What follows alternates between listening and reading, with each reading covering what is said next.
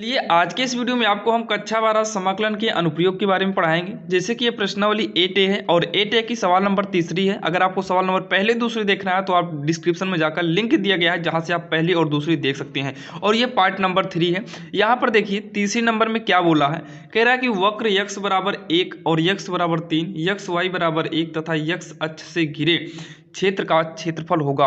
और यहाँ पर देखिए ऑप्शन दिया रहेगा टिक मारने का, तो ध्यान दीजिएगा हम ऑप्शन नहीं लिखे हैं, सॉल्व करेंगे जो हमारा आंसर आएगा वही आप ऑप्शन में टिक लगा दीजिएगा। यहाँ पर देखिए सबसे पहले दिया है वक्र x बराबर 1 और x बराबर 3, इसका मतलब सबसे पहले हमें निर्देशांक को बना लेना होगा। तो यहाँ पर देखिए निर्देशांक को आपको सामने बनाएंगे ताकि आपको कोई प्रॉब्लम ना हो निर्देशांक बनाने में। तो यहाँ पर सबसे पहले आप निर्देशांक बना लीजिएगा। उसके बाद ये आपकी x अक्ष है तो यहाँ पर लिख देंगे x अक्ष, और जो खड़ी लाइन होती है ये y अक्ष होता है तो यहाँ पर लिख देंगे y अक्ष।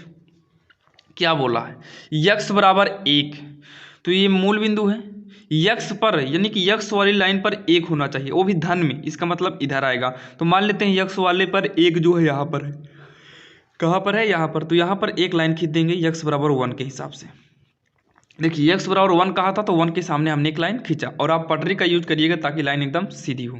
फिर कह रहा है x बराबर 3, तो 2 लघु मान लो यहाँ होगा और 3 कहाँ पर होगा, यहाँ पर। तो x बराबर 3, तो यानी कि 3 के सामने हम एक लाइन और खींच देंगे।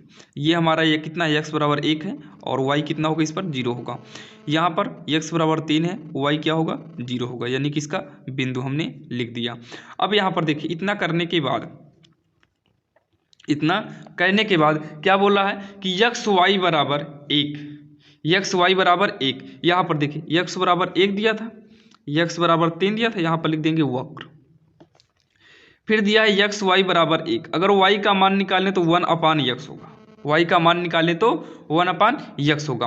और देखिए 1/x यानी कि x का मान कुछ भी रखिए 1 से कम होगा, इसका मतलब ये जो गया होगा ये मूल बिंदु से होकर गया होगा। कहाँ से होकर गया होगा, मूल बिंदु से होकर गया होगा। तो आप यहाँ से तिरछी एक लाइन खींचेगा पटरी की सहायता से। ये जो लाइन हमारी गई है ये x y बराबर का कितना गया है, 1 गया है। कैसे पता हुआ, यहाँ पर देखिए y का मान जो है 1 से क्या है, 1/x, मतलब x के स्थान पे कुछ भी रखेंगे तो 1 से कम ही आएगा। तो यहाँ पर 1 से कम आएगा, मतलब 1 से कम आएंगे तो 0 पर ही आ जाएगा। आप चाहो तो 0 के जस्ट बगल यानी कि मूल बिंदु के जस्ट बगल भी इस लाइन को खींच सकते हैं। इतना करने के बाद पूछा है x अक्ष से घिरे क्षेत्र का क्षेत्रफल होगा। पहला नंबर तो x बराबर 1 के आगे जाइए, x बराबर 3 तक जाइए, मतलब 3 से कम ही हो। उसके बाद उसके यानी कि 1 और 3 के बीच में, 1 और 3 के बीच में कह रहा है x अक्ष से घिरे, तो x अक्ष कहाँ पर माना जाएगा, इधर ही x अक्ष माना जाएगा। x अक्ष कहाँ मानेंगे, इधर ही मानेंगे। तो x अक्ष यानी कि इसी का हमें क्षेत्रफल निकालना है। ये जो हम एरिया कर रहे हैं यही वाला एरिया आपको निकालना है, इसी का क्षेत्रफल हमको चाहिए। तो यहाँ पर देखिए 1,0 हो गया, 3, यहाँ पर कितना हो गया, 0 हो गया। और यहाँ पर दिया है x y बराबर 1 दिया है। यहाँ से हमने देखिए y का मान निकाला, कितना आया है, 1/x आया। अब इसका क्षेत्रफल निकाल लेते हैं। क्षेत्रफल निकालने के लिए क्या होता है, क्षेत्रफल यानी कि एरिया बराबर होगा इंटीग्रल। दिया है 1 से लेकर, ये गया है 1 से लेकर 3 तक, जैसे कि आप देख सकते हैं x के मान में 1 से लेकर 3 तक। तो 1 से लेकर लिमिट क्या है, 3 तक है, और y dx, ये इसका जो है क्षेत्रफल का फार्मूला खैरल हो गया। अब इसी को सॉल्व करेंगे तो a बराबर 1 से लेकर 3 तक y का मान रखेंगे, यहाँ से देखिए 1/x होगा, और यहाँ पर क्या रहेगा, dx रहेगा। अब इसका हम जब समाकलन करेंगे तो 1/x का समाकलन होता है 1/x। लिमिट क्या दिया है, 1 से लेकर 3 तक। तो सबसे पहले हमें उच्च लिमिट रखना होगा, जो लिमिट ऊपर होती है। तो उच्च लिमिट कितना है, 3 है, तो log 3 माइनस बीच में लगता है, उसके बाद log 1। देखिए सबसे पहले आप उच्च लिमिट रखिए, जैसे कि उच्च लिमिट 3 था, माइनस में निम्न यानी कि छोटी लिमिट को रखिए 1 है। अब यहाँ पर ध्यान देना log 1 की जो वैल्यू होती है वो 0 होती है, log 1 की वैल्यू 0 होती है। तो एरिया जो निकल के आएगा log 3 माइनस का 0 हो जाएगा, और यहाँ पर जो आएगा log 3, और यही आपका फाइनली आंसर हो जाएगा, जो कि बिल्कुल आसान था। अगर आपके ये समझ में आ गया हो तो कमेंट जरूर करिएगा। तो चलिए हम देखते हैं सवाल नंबर 4। अब यहाँ पर देखिए सवाल नंबर 4 जो है दिया है परवलय y² बराबर 4ax तथा नाभिलंब जीवा के मध्य क्षेत्र का क्षेत्रफल ज्ञात कीजिए। नाभिलंब जीवा के मध्य क्षेत्र का क्षेत्रफल ज्ञात कीजिए। देखिए जो हमारा परवलय बनता है, परवलय हमारा इस तरीके से बनता है, ये देखिए इस तरीके से परवलय आपका बनेगा, ये टच रहेगा इसमें, तो आप इसको जो है गोला प्रकार की सहायता से बोर्ड एग्जाम में बनाइएगा, ऐसे परवलय बनता है। अब उसके बाद दिया है वाई स्क्वायर बराबर 4ax, यानी कि जो ये परवलय बना है ये बना है वाई स्क्वायर बराबर 4ax के हिसाब से। अच्छा यहाँ पर देखिए, अगर हम वाई स्क्वायर बराबर 4ax करें और इधर से वर्ग हटाएंगे, इधर क्या लग जाएगा, इधर हमारा अंडर रूट लग जाएगा। यहाँ से बाहर करेंगे 2 बाहर आएगा, लेकिन रूट के अंदर a और रूट के अंदर x बचेगा, ये आपका y का मान हो गया। अब यहाँ पर देखिए वाई स्क्वायर बराबर 4ax के हिसाब से जो हमारा एरिया आएगा वो a आएगा, इसका मतलब यहाँ से लेकर जो एरिया जाएगा वो a तक लगभग मान लो जा गया, यहाँ तक a तक, तो x पर a तक गया तो y वाला अपने आप क्या हो जाएगा 0, और इसको लाकर हम इससे क्या करते हैं मिला देते हैं। हमें ये जानना होगा आखिर कहाँ का एरिया निकालना है। अच्छा यहाँ तक होने के बाद अगर आप ये वाला बिंदु निकालिए तो ध्यान से देखिए x के हिसाब से तो x वाला a हो जाएगा जो कि यहाँ पर है x का a वाला, y वाला देखिए यहाँ पर तो 0 है क्योंकि यहाँ लाइन पर है, ऊपर गया है तो यहाँ पर y वाला कुछ आएगा, तो यहाँ से अगर हम y वाला निकालें, देखिए अगर यहाँ से y का निकालना है तो यहाँ पर देखिए वाई स्क्वायर है, यानी कि यहाँ से निकाला जा सकता है। अगर हम यहाँ पर x की वैल्यू रखेंगे तो x के स्थान पर कितना आया a आया और y वाला पता नहीं है तो x के स्थान पे a करेंगे तो 4a, देखिए a रखेंगे तो a का a में गुणा होकर a स्क्वायर हो जाएगा, मतलब यहाँ पर 4a स्क्वायर होगा। और अगर y स्क्वायर बराबर 4a स्क्वायर है तो y बराबर रूट का 4a स्क्वायर होगा, और y बराबर कितना आ गया 2a आएगा, इसका मतलब a कामा 2a यहाँ वाला बिंदु निकल आएगा।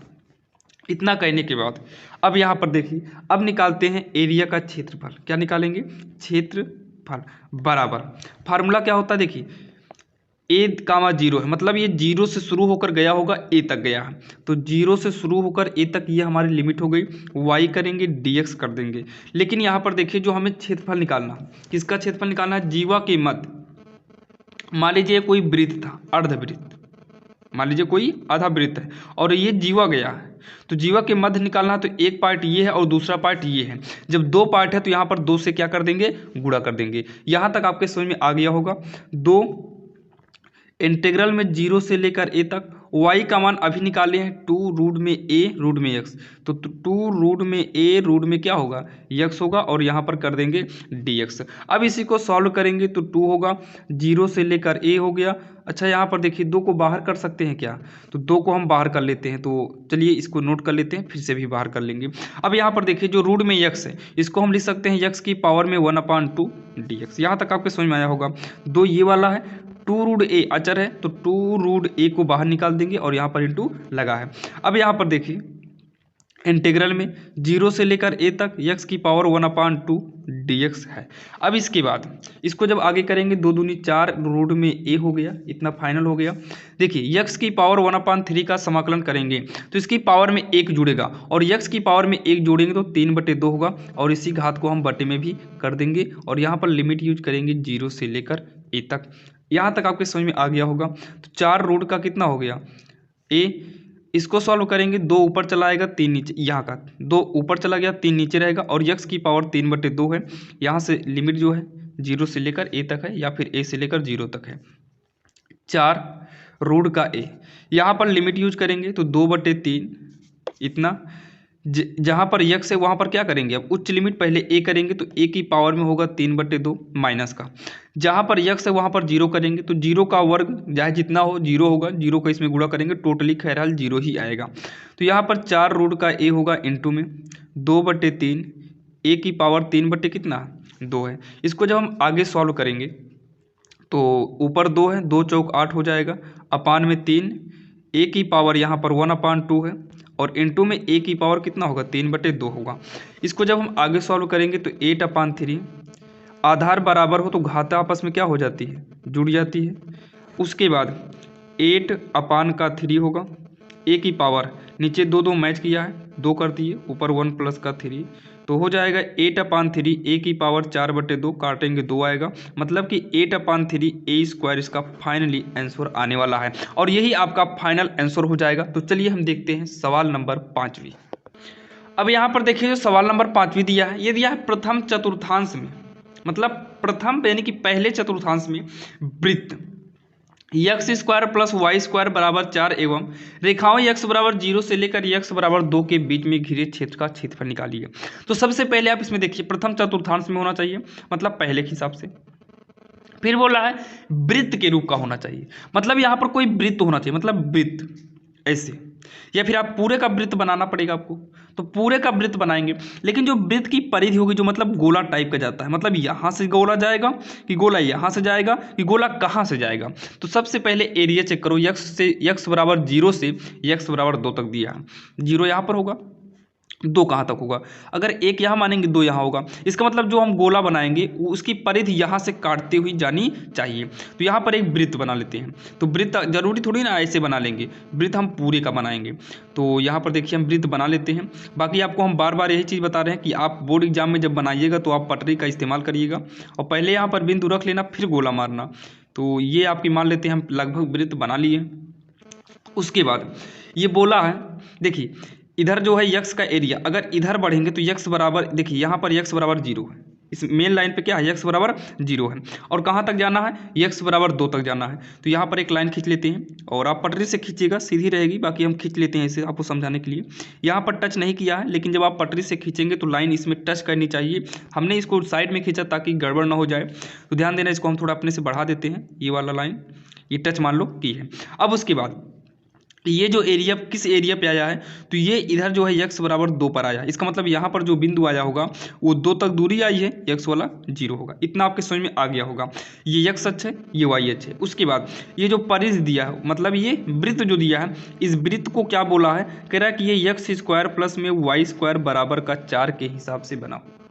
इतना आपके समझ में आ गया होगा। उसके बाद आपको बता दें, इसके बाद हमें क्या करना है, इसके बाद हमें जो करना होगा, हमें देखिए अगर हमें एरिया निकालना है, मतलब क्षेत्रफल हमें निकालना है। क्षेत्रफल ही पूछा ही है, क्षेत्र का क्षेत्रफल ज्ञात कीजिए। यहाँ पर देखिए क्षेत्र का क्षेत्रफल ज्ञात कीजिए। तो हमें क्षेत्रफल निकालने के लिए क्या करना होगा, हमें वृत्त का क्षेत्रफल निकालना होगा। इस पूरे वृत्त का क्या निकालना होगा, क्षेत्रफल।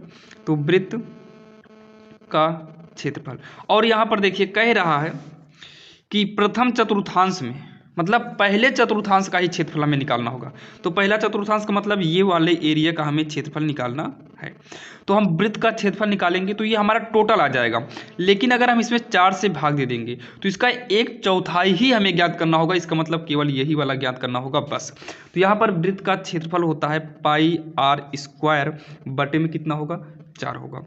उसके बाद पाई लिखेंगे, इसमें चेक करो त्रिज्या यानी कि r क्या है। तो r यहाँ से लेकर यहाँ तक की दूरी होगा, या फिर यहाँ से आप यहाँ तक कह सकते हैं। तो इसकी टोटल देखिए, ये वृत्त है, केंद्र से लेकर परिध तक की दूरी त्रिज्या कहलाती है। तो केंद्र से परिध तक जाएंगे तो यही त्रिज्या होगा, और यहाँ से लेकर यहाँ तक का जो दूरी है वो कितना है, 2,0, मतलब x पर 2 गया है। तो r का मतलब क्या हो गया, 2 हो गया, स्क्वायर कर देंगे, बटे में 4 हो जाएगा।